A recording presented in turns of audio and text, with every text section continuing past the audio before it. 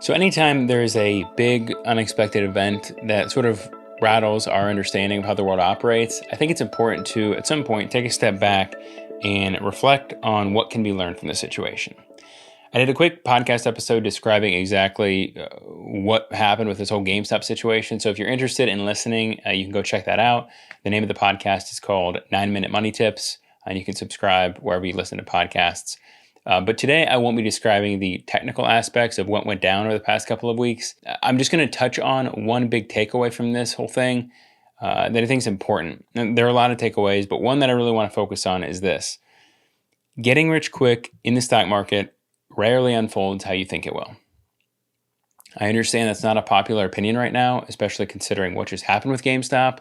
I would get a lot more clicks and views if I told you I had the secret stock picks to make you an overnight millionaire.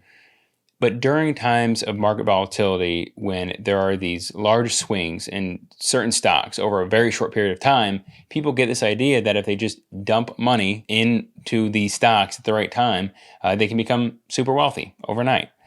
I can tell you with confidence that it rarely works out this way. When is the last time you talked to a very successful, wealthy individual whose story of wealth accumulation was due to an investment in a single stock or even a handful of stocks?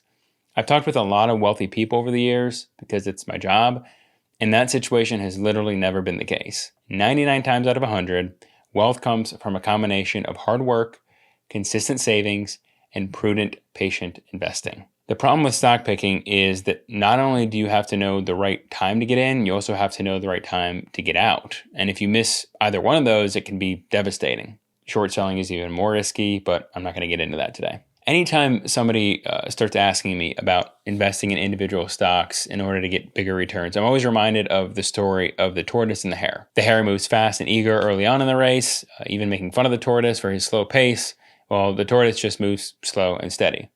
And I'm sure you also remember who wins. It's the tortoise, who moved slowly, but he progressed steadily until the end. So how does this relate to stocks? Well, I think everyone wants that one big stock that will pull them ahead of the curve. They want a quick and easy way to build wealth. And finding the next Tesla, quite frankly, is just more exciting than consistently investing in a broadly diversified portfolio. It just is. There's nothing sexy about an S&P 500 index fund.